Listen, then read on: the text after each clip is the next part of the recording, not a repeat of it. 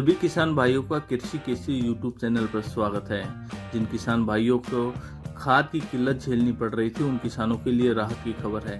Sonipat railway station पर आखिरकार urea खाद का 3070 MT का रैक लग गया है। रैक लगने के बाद यह खाद अब खाद विक्रेताओं की दुकानों तक भी पहुंचा दिया गया है, जिसके बाद किसान अब आसानी से खाद प्राप्त कर पाएंगे। बता दें कि मौजूदा समय में खरीफ सीजन की शुरुआत हो चुकी है और किसान धान, बाजरा, कपास सहित विभिन्न प्रकार की फसलों को उगा रहे हैं, लेकिन खाद की कमी की वजह से उन्हें दिक्कत झेलनी पड़ रही थी। इसकी रिपोर्ट मुख्यालय कृषि विभाग द्वारा भेज दी गई थी, जिसके बाद आखिरकार रैक लग गया है। हालांकि इस रैक में से 1111 MT यूरिया खाद बुहाना के किसानों को उपलब्ध करवाया जाएगा, वहीं 1959 MT यूरिया खाद सोनीपत के किसानों के लिए उपलब्ध रहेगा। यूरिया खाद हालांकि पहुंच गया है, लेकिन DAP खाद को लेकर अब भी किसानों को परेशानी झेलनी पड़ रही है। DAP खाद का रैक जल्द ही लगने की उम्मीद है। सोनीपत कृषि उप निदेशक डॉक्टर पवन शर्मा की माने तो खाद की जो डिमांड है उसके हिसाब से खाद को मंगवाने का प्रयास किया जा रहा है। मुख्यालय रिपोर्ट भेज दी गई है।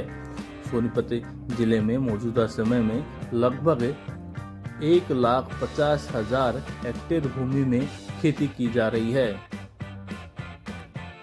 जून माह में सोनीपत जिले में खाद की जो डिमांड होती है वो सबसे अधिक होती है, क्योंकि इस दौरान किसानों को धान में भी खाद का छिड़काव करना पड़ता है।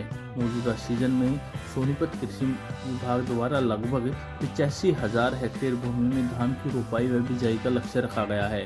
ऐसे में जून माह की जो खाद की डिमांड है वो भी काफी बढ़ गई है। हालांकि कई स्थानों पर किसानों को DAP खाद मिलने में दिक्कत हो रही है, लेकिन कृषि अधिकारियों की माने तो DAP के विकल्प वाला खाद भी बाजार में मौजूद है, जिसका इस्तेमाल करके किसान DAP की कमी को दूर कर सकते हैं। कृषि विभाग व किसानों से संबंधित सभी प्रकार की खबरों को जानने व समझने के लिए कृषि केसरी चैनल को सब्सक्राइब, लाइक और शेयर जरूर करें।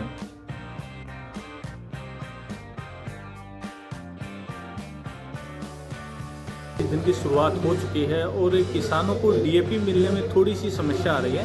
तो क्या DAP कमी कहाँ खल रही है, और अगर DAP किसानों को नहीं मिलता तो क्या कुछ विकल्प हो सकते हैं? देखिए, इस समय जिला सोनीपत में लगभग 1500 MT DAP का स्टॉक उपलब्ध है और जल्दी ही एक और दूसरी IPL या IFFCO कंपनी का रैक इस वीक लग जाएगा। और जब तक थोड़ा बहुत हो सकता है कि पूरे सोनीपत में ना हो, कुछ दुकानदारों पे ना हो, तो NPK एक उसका अल्टरनेट फर्टिलाइज़र है, उसका भी 2400 MT के करीब जिला सोनीपत में स्टॉक है। तो किसानों से ये अपील है कि जब तक DAP का रैक ना लगे वो NPK का यूज करें। तो NPK का इस्तेमाल करने पे किसी प्रकार के उत्पादन पर कोई असर पड़ता है सर, या नहीं पड़ता? नहीं, NPK एक बैलेंस फर्टिलाइजर है जिसमें तीनों नाइट्रोजन, फास्फोरस और पोटाश है, जबकि DAP में तो सिर्फ नाइट्रोजन और फास्फोरस ही रहता है। तो एक संतुलित खाद है।